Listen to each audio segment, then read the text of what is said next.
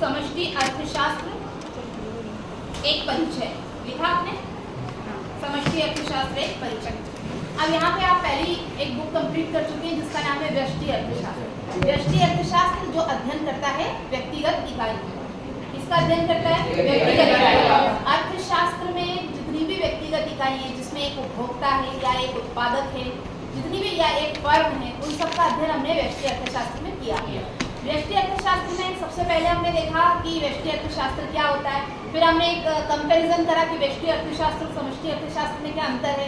फिर उसके बाद हमने उपभोक्ता के व्यवहार का अध्ययन किया। किसके व्यवहार का अध्ययन किया? उपभोक्ता के। एक उपभोक्ता का व्यवहार किन किन बातों से नियंत्रित होता है। एक उपभोक्ता जब किसी वस्तु को खरीदता है तो क्यों खरीदता है? क्योंकि उसमें उसे दिखाई देती है उपयोगिता, तो हमने उपयोगिता पढ़ा। फिर हमने देखा कि जब किसी वस्तु में उपयोगिता दिखाई देती है तो उपभोक्ता उस वस्तु को खरीदने के लिए क्या करता है? प्रयास करता है। और वो प्रयास जो है वो 3 स्तर पे होते हैं। पहले उसके पास इच्छा होना चाहिए, दूसरा उसके पास साधन होना चाहिए, तीसरा उसके पास तत्परता होना चाहिए, तब जाके वो मांग बढ़ती है। तो आपने मांग का सिद्धांत पढ़ा। मांग का सिद्धांत पढ़ने के बाद आपने देखा कि एक उपभोक्ता मांग भी करता है, फिर उसके बाद मांग तो करता है लेकिन उसके पास एक बजट भी होता है। तो उसकी मांग और बजट को मिलाकर फिर हमने देखा उपभोक्ता का संतुलन। जब उपभोक्ता के व्यवहार का अध्ययन कर लिया तो हम किसके पास गए? उत्पादक का व्यवहार का अध्ययन करने के लिए। एक उत्पादक क्या क्या करता है? सबसे पहली बात, एक उत्पादक जो है जब उत्पादन करता है तो उसका उद्देश्य क्या होता है? लाभ कमाना।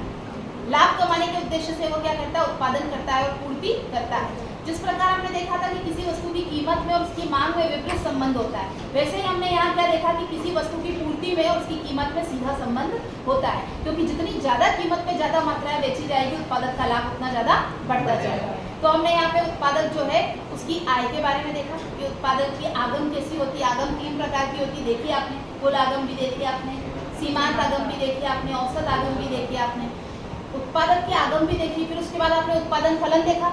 उत्पादन फलन में हमने देखा कि उत्पत्ति के जो साधन है, जो इनपुट है, वही क्या करते हैं? आउटपुट देते हैं, वही उत्पादन करते हैं। तो इनपुट और आउटपुट के बीच में जो संबंध बताया जाता है वो उत्पादन फलन के द्वारा दिखाया जाता है। हमने अल्पकालीन उत्पादन फलन पढ़ा, हमने दीर्घकालीन उत्पादन फलन पढ़ा। उत्पादन फलन पढ़ने के बाद हमको समझ में आया कि एक उत्पादक संतुलन में कहाँ होता है। लागत भी हमने पढ़ी, उसमें लागत हमने पढ़ी कि लागत क्या होता है? उत्पादक द्वारा किया जाने वाला खर्चा होता है। ठीक है, तो एक उत्पादक जो खर्चा कर रहा है उसको जो आय प्राप्त हो रही है, उन दोनों के माध्यम से वो कहाँ पे होता है? संतुलन की अवस्था में होता है। हमने फिर पढ़ा उत्पादक का संतुलन। ठीक है, इस प्रकार उसके बाद आप आगे बढ़े। उसके बाद क्रेता और विक्रेता, मतलब एक उपभोक्ता और एक उत्पादक एक दूसरे को कहाँ मिलते हैं? वो एक दूसरे को मिलते हैं बाजार। फिर आपने पढ़ा बाजार। बाजार में अलग अलग प्रकार की प्रतियोगिताएं आपने पढ़ी। सबसे पहले आपने पढ़ा पूर्ण प्रतियोगिता, फिर एकाधिकारी प्रतियोगिता, एकाधिकार, ये 3 तरह की चीजें आपने देखी। थोड़ा बहुत मैंने आपको अल्पाधिकार के बारे में भी बताया। और इन सारी बाजारों को पढ़ने के बाद लास्ट में आपने पढ़ा कि पूर्ण प्रतियोगिता जो होती है उसके अंदर कीमत का निर्धारण कैसे होता है। पूर्ण प्रतियोगिता के अंतर्गत कीमत का निर्धारण मांग और पूर्ति की शक्तियों के द्वारा होता है, आपने पढ़ा। फिर बाद में आपने पढ़ा कि सरकार भी क्या करती है? उसमें हस्तक्षेप करती है। सरकार जब हस्तक्षेप करती है तो या तो वो कीमत तय करती है या कीमत छत करती है। प्राइस सीलिंग और प्राइस फ्लोर। प्राइस सीलिंग जो होता है वो बाजार कीमत से नीचे होता है और प्राइस फ्लोर जो होता है वो बाजार कीमत से ऊपर होता है। ये पूरा के पूरा हम कहाँ पढ़कर आए हैं? व्यष्टि अर्थशास्त्र। आज हम शुरुआत कर रहे हैं समष्टि अर्थशास्त्र। किसकी शुरुआत कर रहे हैं हम? समष्टि अर्थशास्त्र। अब व्यष्टि अर्थशास्त्र से समष्टि अर्थशास्त्र किस तरह अलग है कि ये व्यक्तिगत इकाइयों का अध्ययन करता है, ये सामूहिक इकाइयों का अध्ययन करता है, ये समग्र का अध्ययन करता है। किसका अध्ययन करता है? समग्र। ठीक है, ये सामूहिक इकाइयों का अध्ययन करता है, समग्र का अध्ययन करता है। ये उन समस्याओं की ओर ध्यान केंद्रित करता है जिसे पूरी अर्थव्यवस्था फेस करती है। जैसे बेरोजगारी की समस्या। बेरोजगारी की समस्या किसी एक व्यक्ति की समस्या है क्या? नहीं। ठीक है, या महंगाई की समस्या। महंगाई की समस्या किसी एक व्यक्ति की समस्या है क्या? नहीं। रोजगार की समस्या किसी एक की है? नहीं। तो इसी प्रकार की समस्याओं का अध्ययन करने के लिए हमें समष्टि अर्थशास्त्र का सहारा लेना होता है। तो यहाँ हम पढ़ने जा रहे हैं समष्टि अर्थशास्त्र। इसका अर्थ अंग्रेजी में इसे क्या कहते हैं? Macro economics. क्या कहते हैं? मैक्रो। वहाँ आपने माइक्रो की स्पेलिंग पढ़ी थी, MICRO। यहाँ MA वहाँ आई था, यहाँ पे क्या है ए। तो ये आई और ए में क्या डिफरेंस हो गया? आई फॉर इंडिविजुअल, ये मैंने बना लिया, अपना एक ट्रिक बना लिया। आई फॉर इंडिविजुअल मतलब व्यक्तिगत इकाइयों का अध्ययन करता है, और ए फॉर एग्रीगेट, एग्रीगेट मतलब समग्र इकाइयों का अध्ययन करता है। ठीक है, तो मैक्रो इकोनॉमिक्स जो है वो समग्र इकाइयों का अध्ययन करता है। मैक्रो शब्द की उत्पत्ति जो है ग्रीक भाषा से हुई है, जो मैक्रोस था, और आगे चल के ये बदलता गया। और सबसे पहले जो है एक अर्थशास्त्री है, इनका नाम आप याद रखिएगा, इस पर प्रश्न पूछा जाता है कि कौन से अर्थशास्त्री हैं जिन्होंने सबसे पहले व्यष्टि और समष्टि अर्थशास्त्र शब्द का प्रयोग किया। तो उनका नाम है रेगनर फिश। क्या नाम है? Ragnar fish. अब इसको याद कैसे कर लेंगे? याद रखने के लिए कोई ना कोई ट्रिक आप बना सकते हैं। भाई ऐसी कोई फिश है जो रेंग रेंग के चलती है, उसका नाम रेगनर फिश। तो इन्होंने सबसे पहले 1933 में व्यष्टि और समष्टि अर्थशास्त्र शब्द का प्रयोग किया। याद रहेगा आपको? कब किया? 1933 में। किसने किया? प्रोफेसर रेगनर फिश ने किया था। किसका शब्द का प्रयोग? व्यष्टि और समष्टि दोनों का प्रयोग इन्होंने सबसे पहले किया था।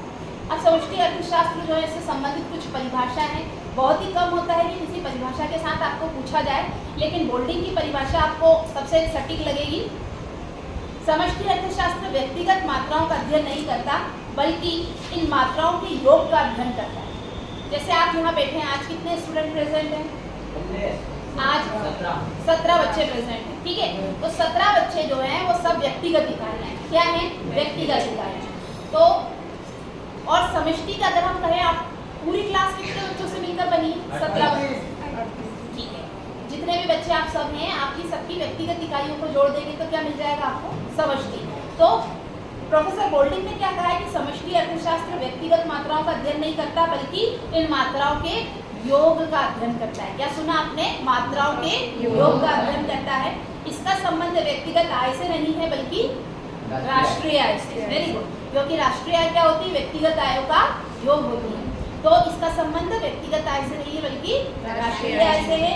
व्यक्तिगत कीमतों से नहीं है, बल्कि सामान्य कीमत स्तर से। किससे है? सामान्य कीमत स्तर से है। और व्यक्तिगत उत्पादन से नहीं है, बल्कि राष्ट्रीय उत्पादन से। तो ये परिभाषा मुझे सबसे सरल परिभाषा लगती है, थोड़ी बड़ी जरूर है, लेकिन ये बहुत अच्छे से समझ में आती है प्रोफेसर बोल्डिंग की परिभाषा। क्या कहा उन्होंने? कि व्यक्तिगत मात्राओं का अध्ययन नहीं है, बल्कि व्यक्तिगत मात्राओं के योग का अध्ययन। फिर उन्होंने क्या कहा कि ये जो है व्यक्तिगत आय का अध्ययन नहीं है, बल्कि राष्ट्रीय आय का अध्ययन है। व्यक्तिगत उत्पादन का अध्ययन नहीं है, बल्कि राष्ट्रीय उत्पादन का अध्ययन है। तो लगी सरल परिभाषा है, इसको आप देख लीजिएगा। तो समष्टि अर्थशास्त्र की वह शाखा है जिसमें व्यक्तिगत इकाइयों का अध्ययन न करके संपूर्ण अर्थव्यवस्था का अध्ययन किया जाता है। उसे हम क्या कहते हैं? समष्टि अर्थशास्त्र कहते हैं। ठीक है, अब इसमें इसका क्षेत्र हम देखेंगे। क्षेत्र का मतलब है कि समष्टि अर्थशास्त्र में हम किन किन क्षेत्रों का अध्ययन करने वाले हैं। सबसे पहले हम इसमें अध्ययन करेंगे राष्ट्रीय आय।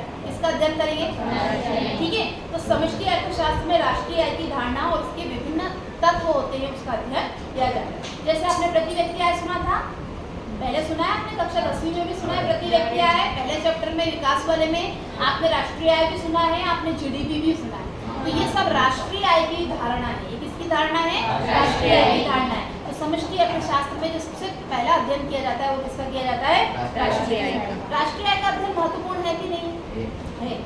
राष्ट्रीय आय का अध्ययन बहुत ही ज्यादा महत्वपूर्ण है। क्यों महत्वपूर्ण है? किसी भी देश की प्रगति का अगर हमें पता लगाना है, उसके विकास के स्तर का पता लगाना है, तो हम उस देश की राष्ट्रीय आय को देख सकते हैं। तो राष्ट्रीय आय का अध्ययन किसमें किया जाता है? समष्टि अर्थशास्त्र। दूसरा जो अध्ययन किया जाता है वो है उत्पादन और रोजगार के स्तर का। राष्ट्रीय स्तर पे जो उत्पादन हो रहा है और जो रोजगार का स्तर है, उसका अध्ययन किया जाता है किसमें? समष्टि अर्थशास्त्र। ठीक है, तीसरा है वितरण के सिद्धांतों का अध्ययन किया जाता है। अब वितरण के सिद्धांत कौन कौन से, उनके व्यापक रूप में अध्ययन कौन करता है? तो समष्टि अर्थशास्त्र करता है।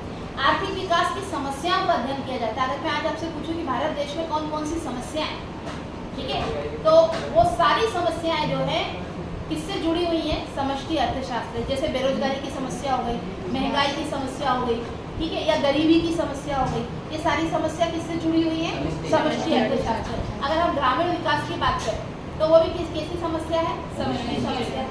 ठीक है, आगे बढ़ेंगे। अंतर्राष्ट्रीय व्यापार का सिद्धांत। अंतर्राष्ट्रीय व्यापार का सिद्धांत भी किसका अध्ययन करता है? इसमें आता है समष्टि अर्थशास्त्र में। आज की ही न्यूज है कि जो डोनाल्ड ट्रम्प है, उन्होंने क्या करा है? भारत पे क्या करा है? टैरिफ बढ़ा दिया ना, टैरिफ। आप न्यूज नहीं सुनते कक्षा 12वीं के विद्यार्थी?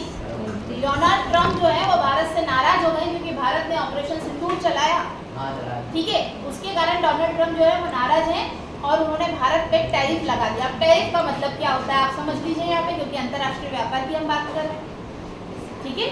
टैरिफ का मतलब होता है कि अगर दो देश हैं, मान लीजिए ये दो देश हैं, इनके बीच में क्या चल रहा है, व्यापार चल रहा है। दो देश हैं, इन दो देशों के बीच में क्या हो रहा है, व्यापार हो रहा है। तो व्यापार हो रहा है तो इस देश की वस्तु इस देश में आएगी और इसकी वस्तु इस देश में आएगी। अब मान लीजिए ये अमेरिका है और ये क्या है, भारत है। तो अमेरिका ने कहा कि आपकी वस्तु यदि हमारे देश में बेचना है तो उसके पहले हम उस पर क्या लगाएंगे, कर लगाएंगे। क्या लगाएंगे, कर, ठीक है। उसको कहते हैं टैरिफ। क्या कहते हैं उसको, टैरिफ। तो इन्होंने कर की दरों को क्या कर दिया, बढ़ा दिया। अमेरिका ने कर की दरों को बढ़ा दिया। तो अब हम यहाँ से जो भी माल बेचेंगे वो इस देश में जाने के पहले उस पर क्या लग जाएगा, कर लग जाएगा। और जब उस पर कर लग जाएगा तो वो क्या हो जाएगा, महंगा हो जाएगा। और जब वो महंगा हो जाएगा तो हम जानते हैं मांग का नियम क्या कहता है, वे उसकी मांग क्या हो जाएगी, कम हो जाएगी। इसका मतलब है वो हमारे साथ ज्यादा व्यापार करना पसंद नहीं कर रहे, या उनको फर्क नहीं पड़ रहा है कि भाई इनका टैरिफ लगाने का मतलब ये रोकने की कोशिश कर रहे हैं ना, इनके देश में हमारी वस्तुओं और सेवाओं को जाने से रोकने की कोशिश कर रहे हैं। तो फिलहाल में यही आज की अंतर्राष्ट्रीय क्षेत्र की न्यूज़ है कि डोनाल्ड ट्रम्प जो है उन्होंने कहा, क्या कहा कि हम आप पे टैरिफ ज़्यादा लगाएंगे, ठीक है। इसके उन्होंने 2-3 कारण बताए। एक कारण उन्होंने बताया कि आप जो है अभी एक युद्ध चल रहा है, कौन सा युद्ध चल रहा है, ईरान से, एक और विश्व युद्ध, कौन सा युद्ध चल रहा था अभी, थोड़े किस किस के बीच में युद्ध चल रहा है अभी पता नहीं। देखिए बेटा, शिक्षा का उद्देश्य ये नहीं कि अभी किताब में जो लिखा है वो पढ़े, आपको पता ही नहीं कहाँ पे कौन कौन से देशों के बीच में युद्ध चल रहा था, ठीक है। भारत पेट्रोल कहाँ से, तेल किसके पास से मंगाता है, किस देश के पास से तेल मंगा रहा है जिसके कारण ट्रम्प को तकलीफ हो रही है,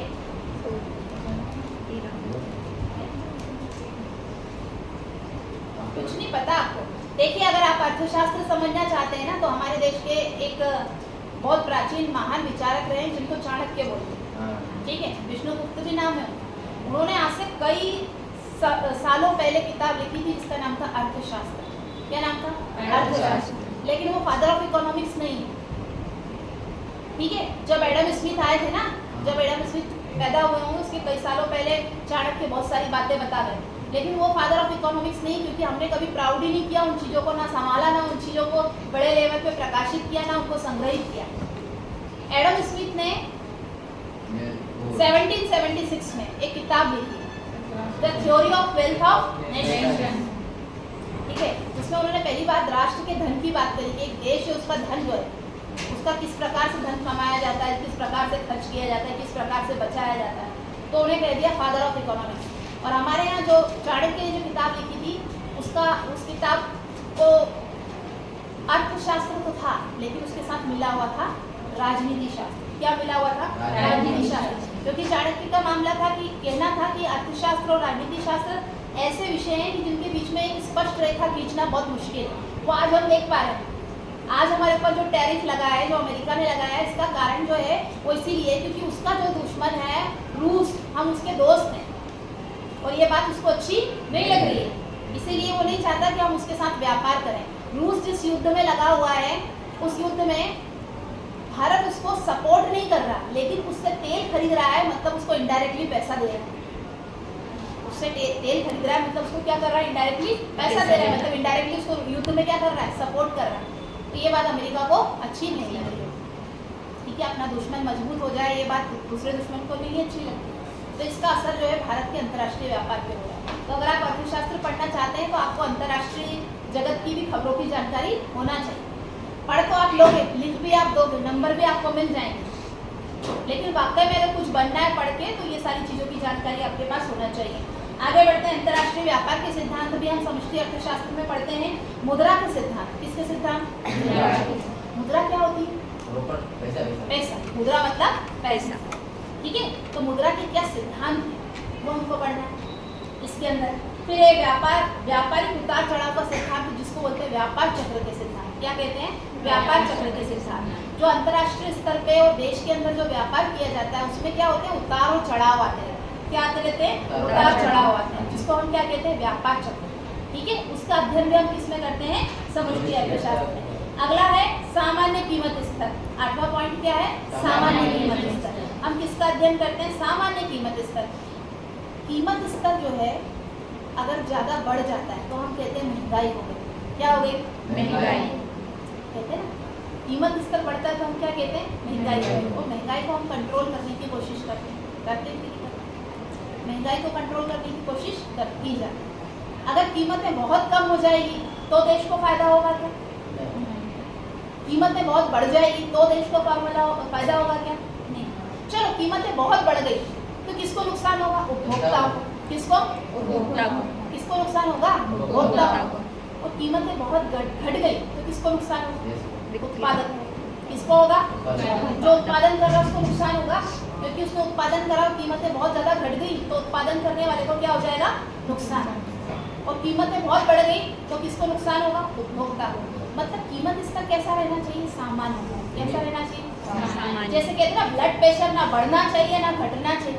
ब्लड प्रेशर बढ़ जाए तो भी डॉक्टर के पास जाना पड़ता है और घट जाए तो भी डॉक्टर के पास जाना पड़ता है, ठीक है। तो ब्लड प्रेशर कैसा रहना चाहिए, नॉर्मल। तो उसी तरीके से देश का कीमत स्तर कैसा रहना चाहिए, सामान्य। कैसा रहना चाहिए, सामान्य, ठीक है। नॉर्मल को हिंदी में क्या कहते हैं, सामान्य। तो कीमत स्तर कैसा होना चाहिए, सामान्य। तो इसकी चर्चा भी हम इसमें समष्टि अर्थशास्त्र में करेंगे। मैंने आपको 8 क्षेत्र बताए। कितने क्षेत्र बताए, इनका अध्ययन हम किसमें करेंगे, ठीक है। तो इन 8 क्षेत्र को आप याद कर लेंगे अच्छे से। अगला, इसकी प्रकृति क्या है, समष्टि अर्थशास्त्र की प्रकृति क्या है। पहली तो बात इसकी प्रकृति की संपूर्ण अर्थव्यवस्था का अध्ययन करता है। प्रकृति मतलब उसका नेचर, हर व्यक्ति का नेचर होता है ना। हाँ, समष्टि अर्थशास्त्र क्या करता है, संपूर्ण अर्थव्यवस्था का अध्ययन करता है। दूसरा, इसका दृष्टिकोण कैसा है, व्यापक। किसी भी चीज को यह नहीं छोड़ता, व्यापक दृष्टिकोण है। इसका विश्लेषण भी कैसा है, व्यापक है। और इसकी इकाइयां भी कैसी है, व्यापक इकाइयां हैं। और इसमें अर्थशास्त्र के जो अलग अलग क्षेत्र हैं उसके बीच में जो परस्पर निर्भरता है उसका अध्ययन किया जाता है।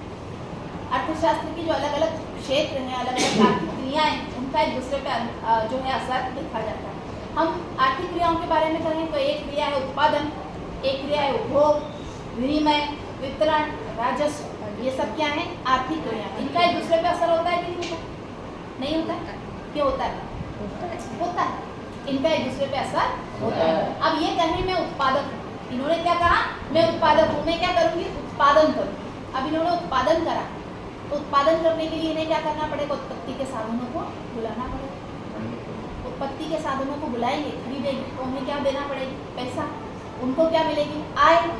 तो आय मिलेगी तो वो क्या करेंगे, उपभोग। तो उत्पादन और उपभोग एक दूसरे से जुड़े हुए हैं कि नहीं, ठीक है। अब ये उपभोग करेंगे इसीलिए तो उत्पादन हो रहा है। ये उपभोग भी करेंगे उसका उत्पादन नहीं होगा। आज ब्लैक एंड व्हाइट टीवी का उत्पादन होता है, नहीं होता, क्योंकि कोई उसका उपभोग नहीं करता, ठीक है। तो जो उपभोक्ता मांग करेगा उसी का क्या होगा, उत्पादन होगा। और जब उत्पादक उत्पादन करेगा तो आय का सृजन होगा और उपभोक्ता के पास आय जाएगी, ठीक है। तो जो समष्टि अर्थशास्त्र की अलग अलग क्षेत्र हैं वो आपस में एक दूसरे से जुड़े हुए हैं और इनके बीच में जो संबंध पाया जाता है उसका अध्ययन कौन करता है, समष्टि अर्थशास्त्र करता है। और अगला है कि इसके अर्थशास्त्र का क्या महत्व है, समष्टि अर्थशास्त्र का क्या महत्व है। भाई सबसे बड़ा महत्व तो ये है कि संपूर्ण अर्थव्यवस्था का अध्ययन करता है, मतलब अर्थव्यवस्था के अलग अलग क्षेत्र में क्या समस्याएं हैं उन सबकी जानकारी हमको मिलती रहती है। आर्थिक नीतियों के निर्माण में सहायक, आज हम आर्थिक नीतियों का निर्माण करते हैं आर्थिक नीतियों का निर्माण। उसका निर्माण हम किसकी सहायता से करते हैं, इन्हीं आर्थिक जानकारियों के आधार पर जो हमें कौन देता है, समष्टि अर्थशास्त्र देता है। मान लीजिए हम भारत के देश के बारे में जानते हैं कि हमारे देश में बेरोजगारी है, क्या है, तो हम एक आर्थिक नीति बनाएंगे, ऐसी नीति बनाएंगे जिससे क्या बढ़े, रोजगार हो, ठीक है। मान लीजिए हमको पता चलता है कि हमारे देश में मुद्रास्फीति हो रही है, मतलब महंगाई हो रही है, तो हम ऐसी नीति बनाएंगे जिससे कि महंगाई पे क्या कर सकें, कंट्रोल कर सकें। हम ऐसी बहुत सारी चीज़ों की जानकारी ये जो है समष्टि अर्थशास्त्र से प्राप्त करते हैं और अपनी आर्थिक नीतियों को क्या करते हैं, बनाते हैं, ठीक है। मान लीजिए हमारे देश में पता चलता है कि हम बहुत बेस्ट किस्म का कोई प्रोडक्ट बनाते हैं, कोई प्रोडक्ट हम बनाते हैं जो बहुत अच्छी क्वालिटी का है, तो हमें उसका क्या करना चाहिए, अंतर्राष्ट्रीय व्यापार करना चाहिए। हमें पता चलता है कि हमारे देश में जो उत्पादन का साधन या कोई भी वस्तु जो नहीं मिल पाती है उसे हमें दूसरे देश से क्या करना है, आयात करना है। हम पेट्रोल का आयात करते हैं, क्यों आयात करते हैं पेट्रोल का? क्योंकि हमारे देश में पेट्रोल की जितनी मांग है उसकी पूर्ति हम नहीं कर सकते। कर सकते हैं क्या? नहीं कर सकते। कौन से देश कर सकते हैं? जिन देशों में जमीन खोदने पर पेट्रोल निकलता है, जिनको ओपेक कंट्रीज बोलते हैं। ठीक है, ऐसी कंट्रीज जहाँ पे क्या है, तेल, वो उनका शॉर्ट फॉर्म है, बाद में बताऊंगा। इतना तो मुझे भी नहीं मालूम, कुछ अरब कंट्रीज हैं, ठीक है, जहाँ पे वाइट, हाँ 2-4 बता दूँ। चलिए एक जानकारी और दे देती हूँ। अभी राजनीति विज्ञान का बताया ना मैंने कि राजनीति विज्ञान से अर्थशास्त्र संबंधित है, उतना ही अर्थशास्त्र भूगोल से संबंधित है। किससे संबंधित है? ठीक है, जैसी धरती होगी वैसा बिजनेस होगा, जैसी धरती होगी वैसा बिजनेस होगा। होगा कि नहीं होगा? जो अरब कंट्रीज हैं जहाँ तेल के कुएं हैं वो व्यापार करते हैं, तो किसका व्यापार करते हैं? तेल का। ना उनके यहाँ कोई फसलों का उत्पादन होता है, किसी चीज़ का कोई उत्पादन नहीं होता, सिर्फ उनके पास एक ही चीज़ है, तेल, उसको बेचते हैं। वो उनके कपड़े भी नहीं धोते हैं, क्योंकि कपड़ों को धोने की कॉस्ट जो है नए कपड़े की खरीदने से ज़्यादा है। ठीक है, वहाँ पानी ही नहीं है, क्योंकि जब वो जमीन खोदते हैं तो उनके यहाँ से तेल निकलता है, उसी का वो व्यापार करते हैं, और इसी के आधार पर उनकी अर्थव्यवस्था टिकी हुई है। हमारी अर्थव्यवस्था कृषि प्रधान अर्थव्यवस्था है। अधिकतर हम उन वस्तुओं का निर्यात करते हैं जिसमें कृषि पदार्थ होते हैं। साउथ इंडिया से हम मसाले बेचते हैं, उत्तर भारत से हम सेब और जो है केसर, ये सारी चीज़ें बेचते हैं।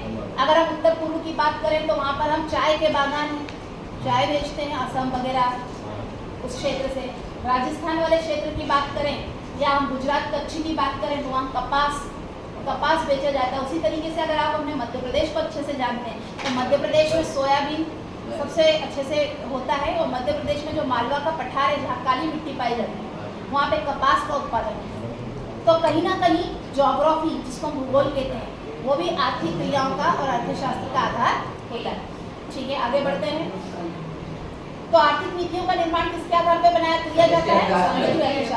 आर्थिक विकास का अध्ययन। आर्थिक विकास अगर हमें करना है, विकास कोई छोटी सी प्रक्रिया तो है, विकास एक लंबे समय तक, दीर्घकाल तक चलने वाली प्रक्रिया है जिसमें हम पहले से बेहतर होते जाते हैं। विकास क्या है? जिसमें हम पहले से बेहतर होते जाते हैं, लंबे समय तक चलने वाली ये प्रक्रिया है। तो इसमें हम क्या करते हैं कि विकास का अध्ययन हम किसमें करते हैं? समष्टि अर्थशास्त्र में। जब हमें अर्थशास्त्र के अर्थव्यवस्था के अलग अलग क्षेत्र में जो परेशानियां हैं उनका पता चलेगा। देखिए, जब हम विकास कब कर सकते हैं पता है? हम क्या, कोई देश या कोई व्यक्ति तभी विकास कर सकता है जब हम उसे पता है उसकी ताकत क्या है, उसकी कमजोरी क्या है। हमें अपनी ताकत का भी ज्ञान होना चाहिए और अपनी कमजोरी का भी ज्ञान होना चाहिए। इसी प्रकार से भारत देश का यदि विकास करना है तो हमें पता होना चाहिए भारत देश की ताकत किस क्षेत्र में है, कौन से क्षेत्र में भारत देश बहुत अच्छा कर सकता है, हमें वहाँ अच्छा करना है, और कौन सी क्षेत्र है जहाँ अभी हम पिछड़े हुए हैं, हम कमजोर हैं, हमें उन क्षेत्रों को क्या करना है, सुधार की आवश्यकता है। तो ये हम किसके माध्यम से कर सकते हैं? समष्टि अर्थशास्त्र के माध्यम से कर सकते हैं। ऐसा ही अगला है इसमें मौद्रिक समस्याओं। मौद्रिक समस्याओं को भी कौन हल करता है? समष्टि अर्थशास्त्र। अभी मैंने आपको बताया था, इसमें लिखा मुद्रा प्रसार और मुद्रा संकुचन। बहुत आसान शब्द है। प्रसार मतलब बढ़ना और संकुचन मतलब सिकुड़ जाना। संकुचन मतलब श्रिंक हो जाना, सिकुड़ जाना, और प्रसार मतलब उसका विस्तार होना। अब मुद्रा का प्रसार और मुद्रा का संकुचन क्या होता है? आप में से कोई बताना चाहेगा? मुद्रा का प्रसार और मुद्रा का संकुचन क्या होता है?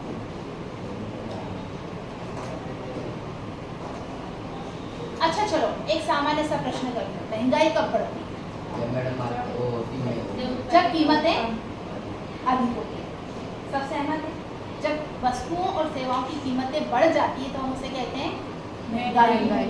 अब मुझे बताओ, वस्तुओं और सेवाओं की कीमतें कब बढ़ती है? जब मांग क्या हो जाती है? ज्यादा। आपने भी सही बोला। क्या बोला आपने? Very good. इन्होंने कहा उत्पादन कम होता है, आपने कहा मांग ज्यादा होती। दोनों बातें क्या है? सही। या तो मांग बढ़ रही है और उत्पादन क्या हो रहा है? कम हो रहा है। मतलब कि मांग और उत्पादन कैसा होना चाहिए? बराबर।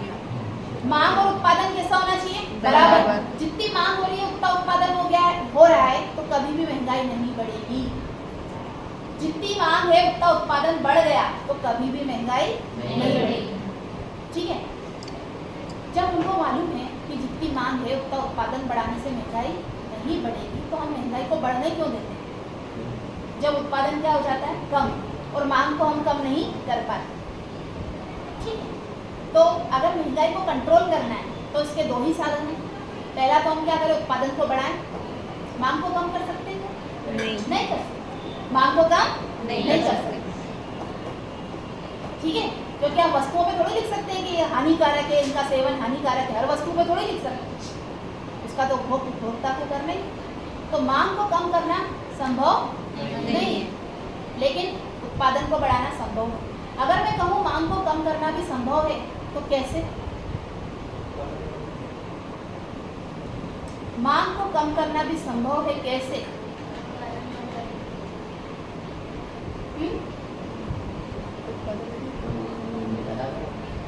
आजकल आप मार्केट में जाते हैं, मान लीजिए आप इंदौर में लोटस पे गए, लोटस शोरूम देखा ना, इलेक्ट्रॉनिक आइटम्स का शोरूम है लोटस, आप लोटस पे गए, मान लो मैं गई, मेरे घर का फ्रिज पुराना है, ठीक, अब मुझे नया फ्रिज लेना है। अगर मैं 12 महीने तक बचत करती हूँ तो मैं नया फ्रिज ले सकती हूँ, लेकिन मैं लोटस में गई और मुझे एक फ्रिज पसंद आ गया और दुकानदार ने मुझसे कहा मैडम कोई तकलीफ नहीं है, अभी क्या कर देता हूँ, फाइनेंस कर देता हूँ, अभी क्या कर देता हूँ, फाइनेंस कर देता हूँ। आप तो सिर्फ क्या कर दीजिए, डाउन पेमेंट कर दीजिए, राइट। अब जो मैं 12 महीने तक बचत करके जो फ्रिज लेने वाली थी, वो फ्रिज की मांग मैंने कब कर ली, आज, क्योंकि क्या अवेलेबल है, फाइनेंस। क्या अवेलेबल है, फाइनेंस। आपको नहीं लगता आजकल लोन लेना बहुत आसान हो गया?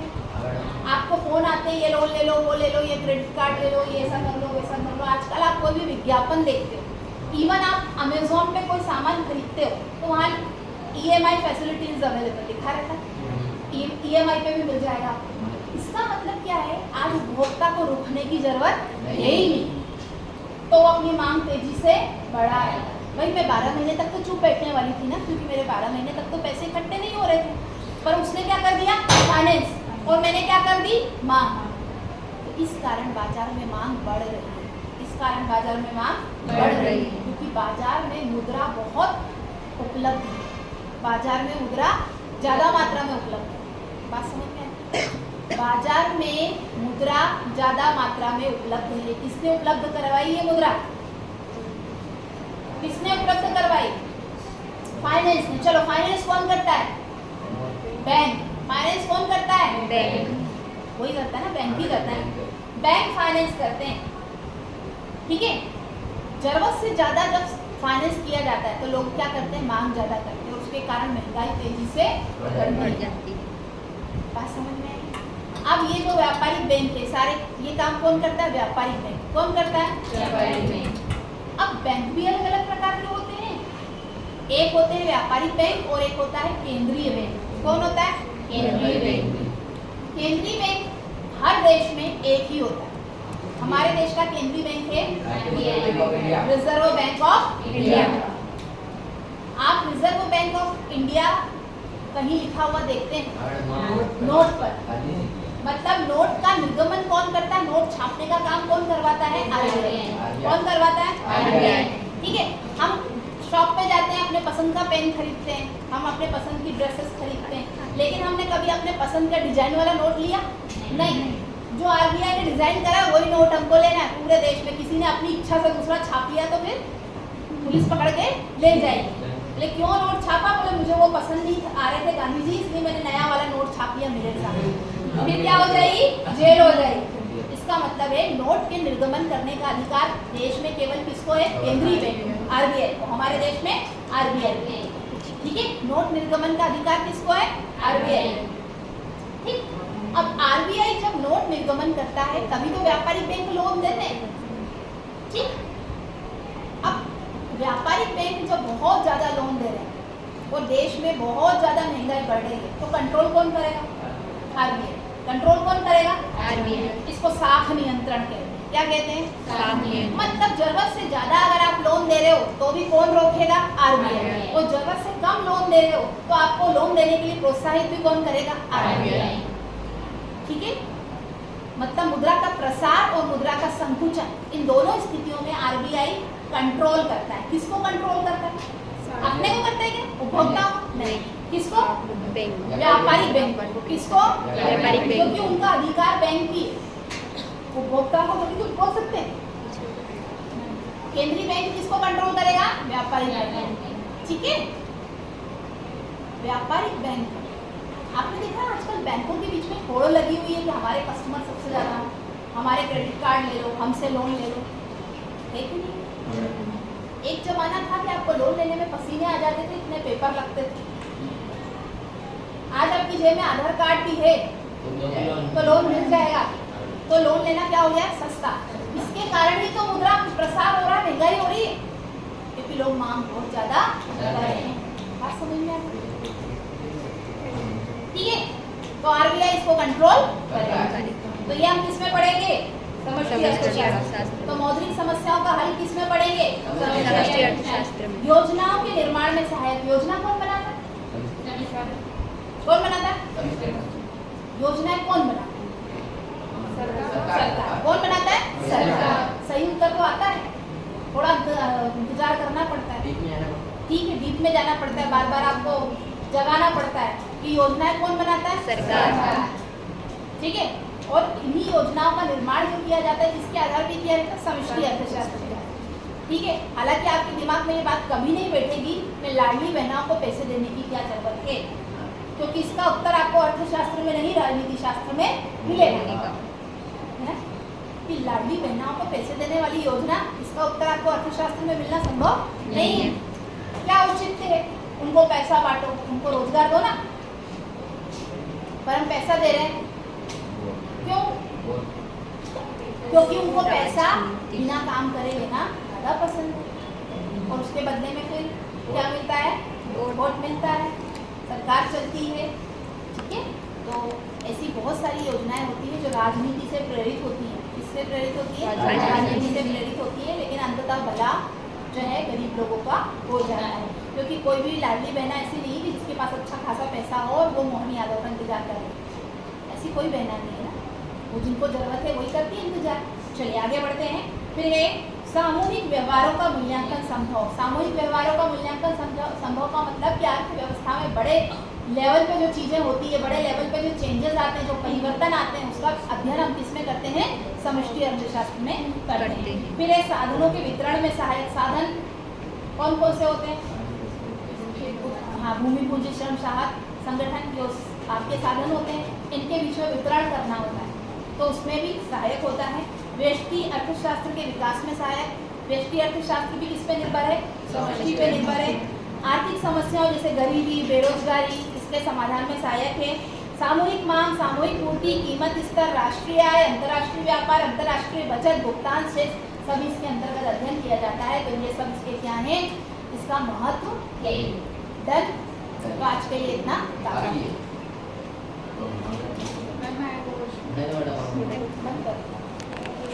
ये मैं